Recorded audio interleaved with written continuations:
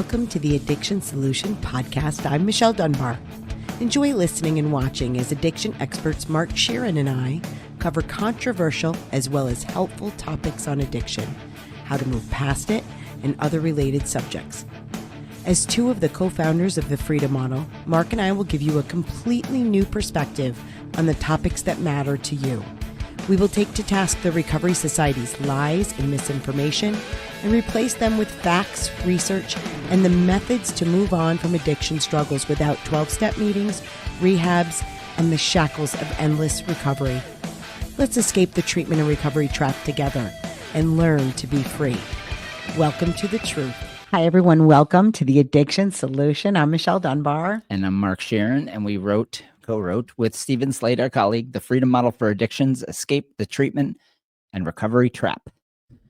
Okay, so we want to invite anybody who wants to be a part of the Freedom Model movement. We want to invite them to our live events. And these are informational sessions with Michelle and I. If you're interested in becoming a certified Freedom Model coach, whether you have your own practice, maybe you're a psychologist, a psychiatrist, and you're interested in the model, and you're tired of sending people to rehabs, to meetings, and watching them come back a mess, in worse condition. If I'm singing a song to you right now, you will definitely be interested in the certification process here at the Freedom Model, because we teach people how to move past this without meetings, without recovery, endless recovery protocols, or endless medications. And we teach people how to be free. Or if you're someone who has solved your problem with the Freedom Model, or you're in the process of solving your problem with the Freedom Model, you see the value of it and you want to be involved. This is a global movement, so you don't have to be here in the US or in the Americas at all. You can be anywhere in the world. We have Freedom Model affiliates now in India, Australia, the UK, Canada, all over the world. So yeah, we will talk about that as well. And this live event is fantastic. We give you a ton of information about our coaching certification and about the Freedom Model in general. And we answer your questions. We spend the last 15 minutes of that. It's about a 45-minute presentation. The whole thing's an hour long. You can go to the freedommodel.org/live events and see the upcoming dates for that. That's live-events. Live-events. So the freedommodel.org/live-events. But we'll have the links set up underneath this. Absolutely. Okay, so today I was on my walk just now, and I was thinking about the fact that I'm not the type of person that is usually willing to ask for help for things. There are very few people I trust, namely Michelle and my wife and my oldest son. Now my kids, but I've learned now to ask for help when I need it, ask for support when I'm having a hard time and things like that. But more than that, behind all of this is this idea of, in my case, self-forgiveness. For a long time, I think I quietly punished myself and didn't think I was worthy of people's help or their love. That I wasn't very patient with myself. I didn't have patience. I didn't have self-forgiveness, or self-love. I didn't really see myself. I saw myself as somebody who was supposed to work very hard, and everything I had in my life was to be earned the hard way. And we've talked about this before. I had this sort of German, because I grew up with German immigrant parents, the sort of German old attitude of toil and pain equals some sort of joy and happiness, which is a very twisted way of seeing the world. And so I would really attract pain, difficulty, and toil. And I'm learning now to ask for help. I'm learning to sort of enjoy the process of life a lot more, slow down with patience. That's the key for me with self-forgiveness. And you might be asking, what do I have to forgive myself for? Well, I think it's more a case, self-forgiveness is more a case in my situation of being kind to myself, that I am worthy of good things. Maybe you're somebody who quietly, without realizing it, punishes themselves. Maybe you don't feel worthy of love. Maybe you haven't forgiven yourself for things that really were never your fault to begin with. I can't tell you how many people I talk to, like myself, who grew up hard and just made the quiet assumption that there was something wrong with them as kids. And we come to that conclusion because maybe the people that were around us had their own issues, deep issues, and they sort of cast that upon their children. And in my case, that happened with a lot of people that were around me. They had their issues, and I became the scapegoat for their pain through all kinds of really bad abuse. So I just assumed that I was a punching bag, that's what I was worth.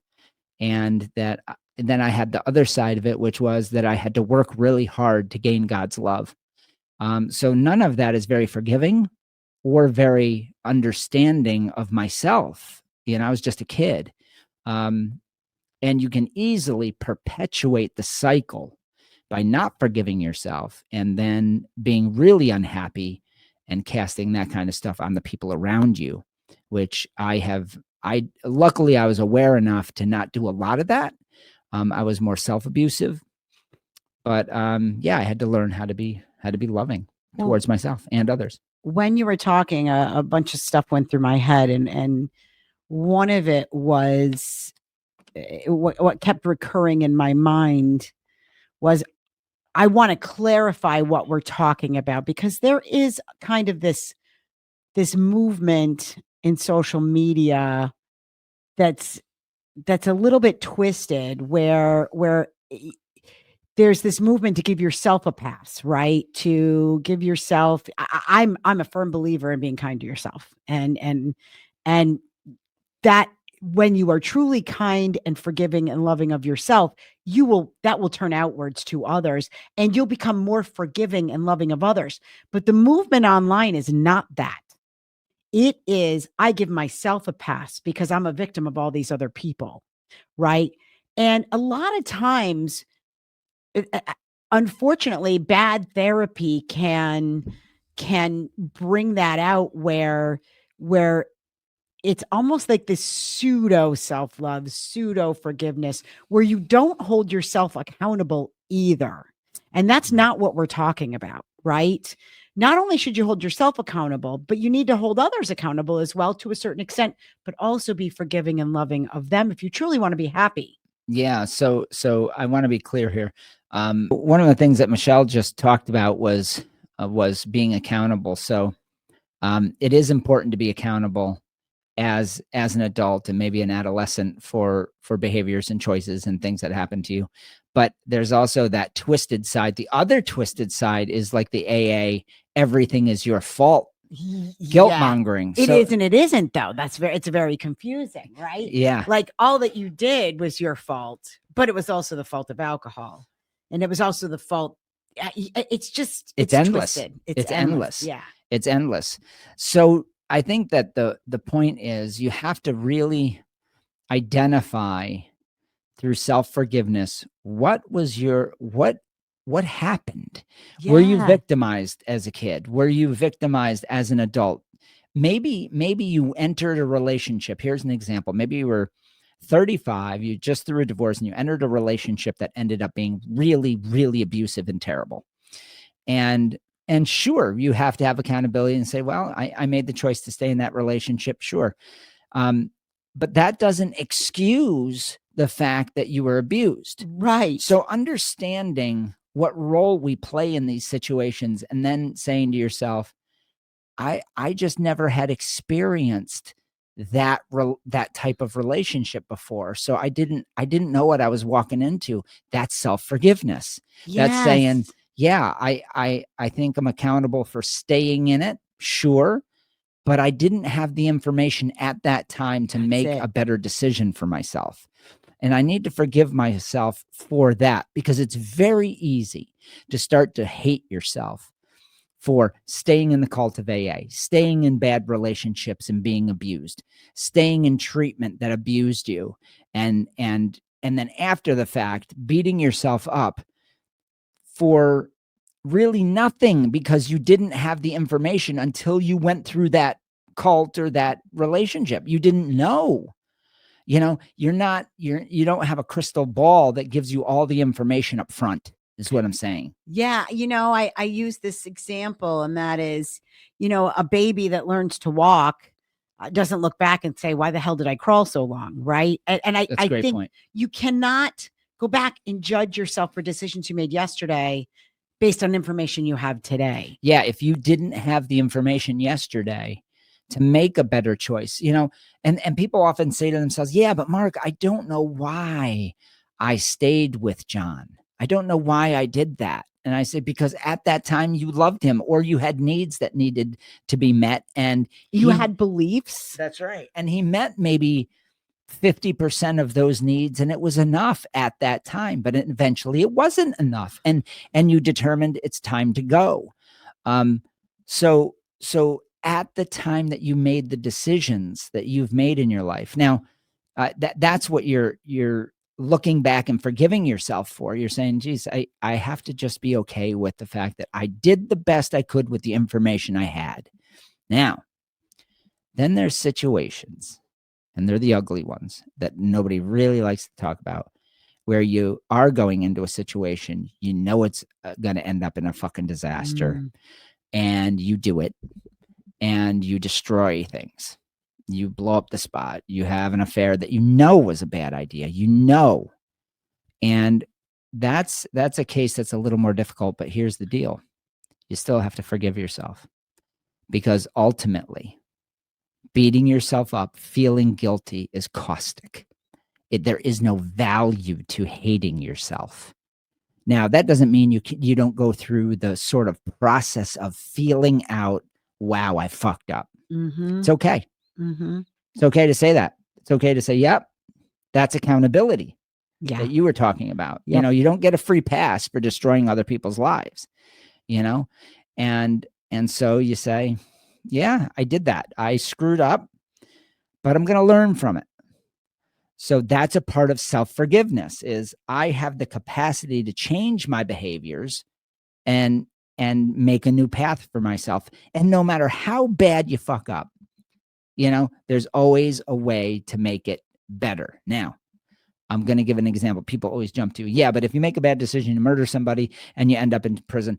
I mean, if we're talking extremes, people always go to these hypothetical extremes. Yes. But even there, if you go to prison, you still have the opportunity to forgive yourself and learn from the experience. Unfortunately, you gave up on your freedom in that process. Sometimes there's steep consequences for our behaviors.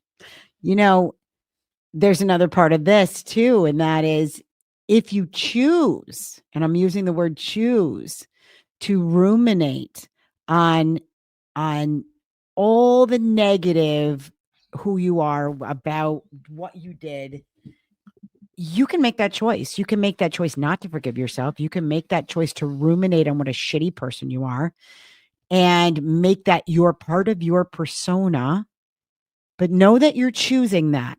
And just like any other habit, you're choosing it for a reason. You choose it because you see value in it. You choose that self-flogging. Now, both Mark and I had developed habits of that from childhood, right? So once you start to recognize those habits of, both of us were kind of called bad kids right from go. And we're pigeonholed into all these problems that we had, right? All our personality flaws.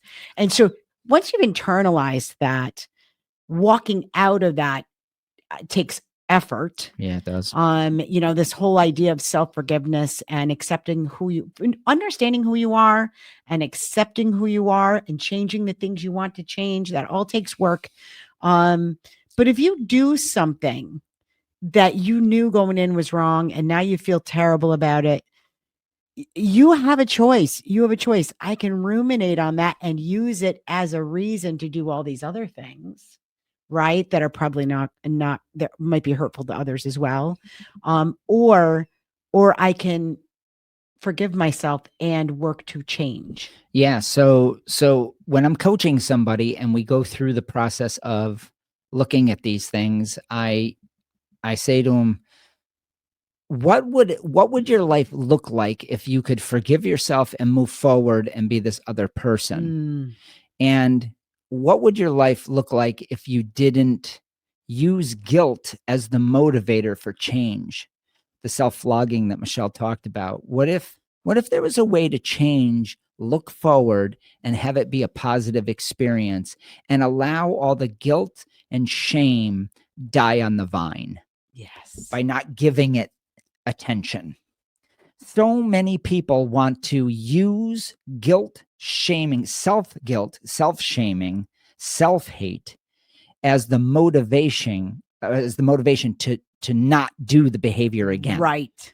But I mean, that seems to be the model, I the primary model that people use. It is the 12-step model. It is, a lot of times it is the treatment model. Because it's predicated, and here it goes, you ready? It's predicated on a self-image of self-hate.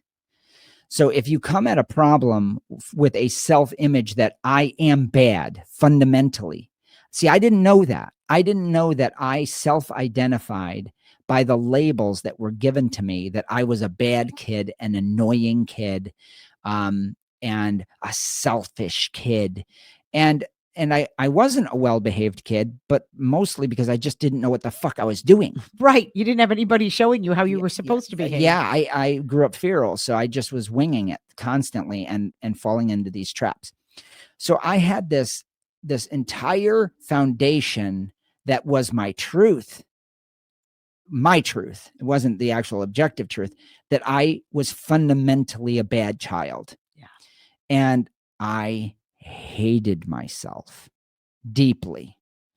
And it was, I can't tell you the rivers of tears that I've cried in my lifetime thinking of me trying to do things to better my life, or just to behave, or just to live. And then having people say, man, you're fucked up. What's wrong with you? You're a bad kid. And me inside screaming, no, I'm really trying my best. And then taking on that identity and then lashing out and being that person. Yeah. Because now I was like, fuck it. If I'm going to get this identity and everybody thinks I'm this, I'm going to be it. And that is a part I always tell people. When I made that decision, I remember I was 13 years old and I was like, fuck it. I'm going to just start fighting and lashing out and being violent. And I don't give a shit anymore. And a part of me died. The good part of me just kind of became hidden.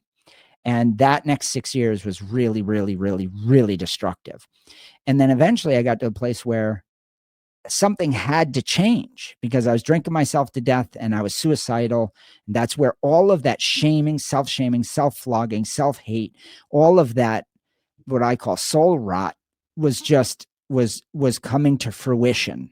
And I was in hospitals, and, it was just a terrible thing, getting arrested, all that kind of stuff. And here's what I want to say. That whole diatribe there comes to a point where my fundamental foundation or self-image had to change. And that's when, if you've watched our podcast, that's when I made the decision to become the good citizen. I came up with an alter ego that to this day I still use. It's a great tool. And when I'm coaching people, we go through this exercise, and it's really powerful. When you get past identifying all of the stuff that I mentioned already, I get to, now let's build an icon, something that, in my case, I would say, what would the good citizen do? Because I was clueless. I was now a bad kid. I had manifested this sort of imagery that was handed to me. Then I manifested it. Then I became it. And I really was dying. I was a bad person, bad, quote unquote. But I was making really fucking some horrible decisions. And I have a lot of regret about that. I don't anymore. But at the time I had a lot of regret. And I said, you know what? I'm going to change the foundation. I don't think I understood the value of what I did. But when I became the good citizen, I crawled out of that pit very quickly, because the good citizen was now the icon. And I didn't care about what my family thought of me. I had left them. I didn't want the reminders of my hometown. I didn't want the reminders of the ex-girlfriends. I didn't want the reminders of the bad relationships I had with some friends that were very competitive and toxic. I left all of that behind, and I sort of walked out of my life, and I said, I'm going to be the good citizen. And you know what? I became that. And then I started to self-forgive. Now, the self-forgiving part took me decades. Me too. Because I didn't have anybody in my life that was willing to articulate what my problem was. I was halfway out with the new self-image. And I go through this. You can, in coaching sessions, go through this very quickly. It's so much different when you're a coach and you understand all this stuff and you can identify it. So anyway, that self-image carried me out of the pit. Then I had to self-forgive. I had to learn to love myself by loving others and loving myself and saying, you know what, I did the best I could. You know, it's interesting when we're working with people, when we're coaching people, when you present to them, you know, who is the person that you truly want to be.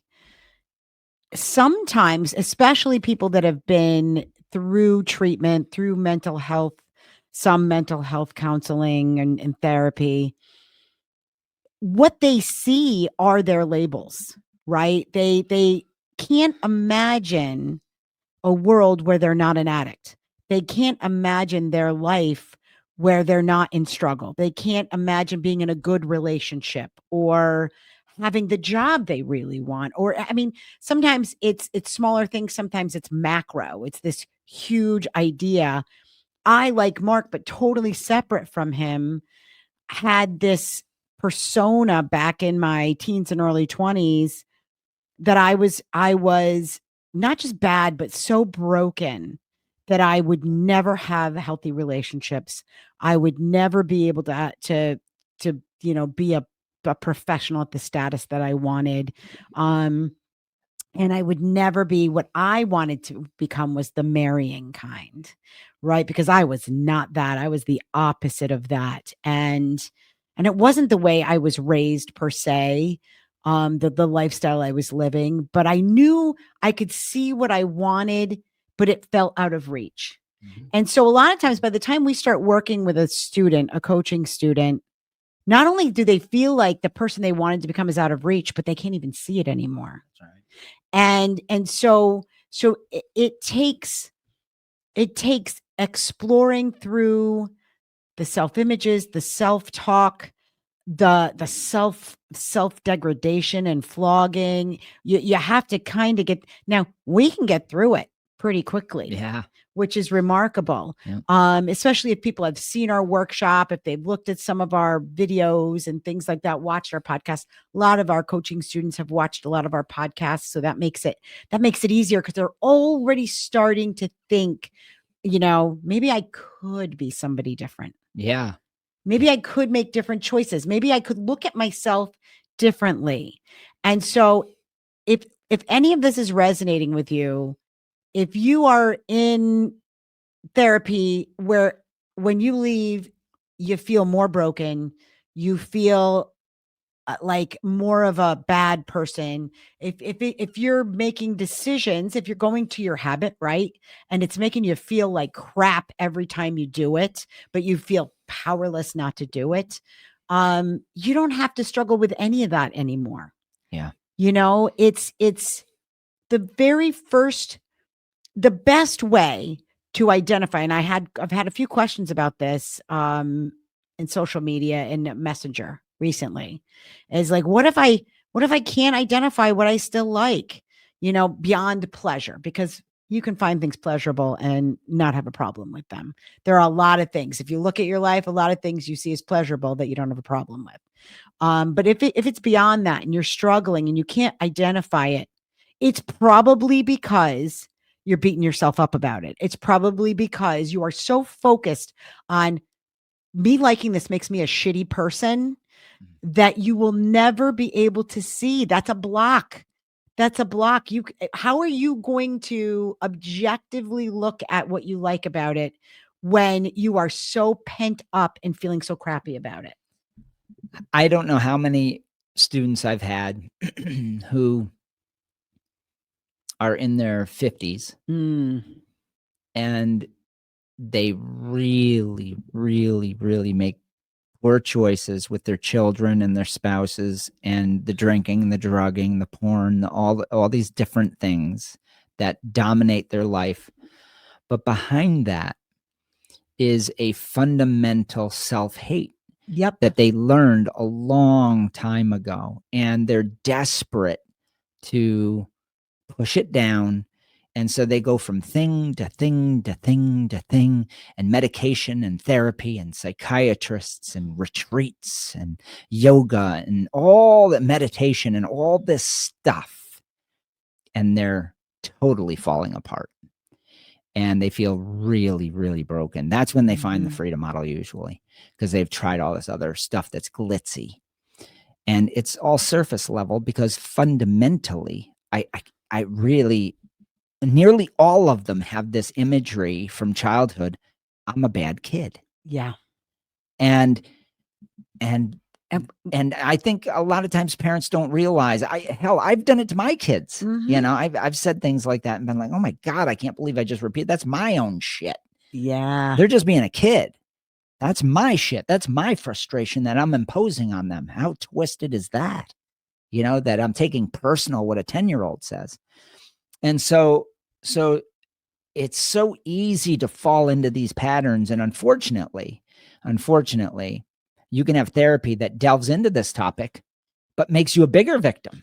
Yeah. You know, and puts you on more meds and says that it's going to be a deep and long process to pull out your inner child. And it doesn't have to be. It can be, I identify with the fact that maybe the adults were just fucking wrong.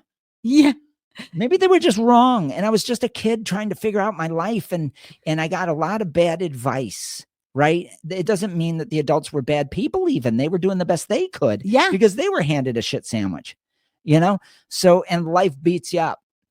Life beats you up. I mean, as an adult, it's just the nature of living a human existence. It's hard.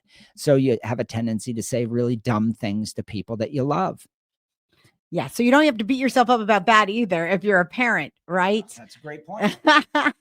Because we did do the best we could as we were raising our children. And, you know, and I always think, I look at my life, and for the longest time, I felt like I was such a terrible kid. And I had to be told, was told by my mother at one point that I wasn't. She's like, you weren't that bad. You know, I mean, I was the oldest daughter. I could be really bossy, but I also took care of my siblings, you know. Yeah. Being humble. I think, Mark, you said this to me about what being humble is, and I've always remembered it. Being humble is not self-flogging. It's not self-flogging. It's not only recognizing your flaws. Being humble is knowing also who you are and what you're good at, being honest about yourself. Yeah, it's the perfect humility is being completely truthful about the good and the bad. Yeah. And then fixing what you believe to be the bad or the counterproductive. Yeah, nobody's all bad. That's right. Okay? And bad is relative. Right. So, you know, when we talk about self-love, what we're talking about is accepting who you are today. That doesn't mean that you don't have to also strive to become better. Okay? You can love yourself today as you are, but also put that love into, I love myself so much that I'm going to do this, this, and this, because I know I'll be happier doing these things. That's right. I know I'll physically feel better doing these things. I know that I will show the people that I love how much I love them if I make these decisions.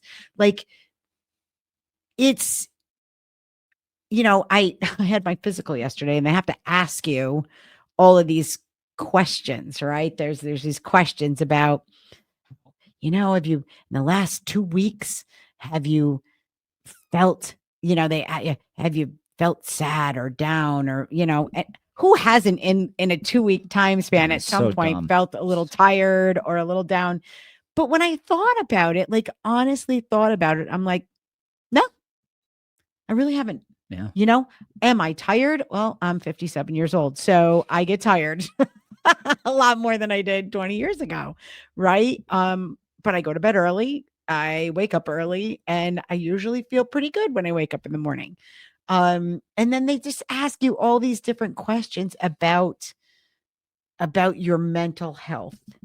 You know, and I get it. They're trying to identify people that are struggling emotionally. I think the vast majority of people that are truly struggling would never admit it. Yeah. Because that's the nature of that. Yeah. Right. But or they wouldn't admit it to somebody that matters. But they do that now, unfortunately, put you on medications, which have never performed better than active placebo in trials. Yeah. Yeah. It's crazy. And with a ton of side effects. It's crazy. Because mental health is largely dependent on the quality of your thoughts. Yeah, it's based on your beliefs, what you believe about yourself, your relationship, and your relationship to the world. Yeah. That's mental health. That's Yes. what it is. And it can't be manipulated chemically. It can be manipulated chemically, the processing power, and make you foggy or whatever, or somewhat limited in your processing of thoughts. But it doesn't change your belief system. No. Fundamentally, It can't do that. Right. Fundamentally, when I became the good citizen based on choices and an experiment, a thought experiment, my whole fucking world changed. Yeah. You know, and I'm a success today, a successful father, husband, and businessman because of that fundamental shift in mindset. And when I started, I was homeless and suicidal and coming off a 6-year run of horrible results. So self-forgiveness. So let's tie this up. If you're in therapy and it isn't working, that's because they don't understand fundamentally what the belief system is that you're struggling with. That's it. Mm-hmm. And they're not giving you a path out of that that's logical and proven to work. That's number one.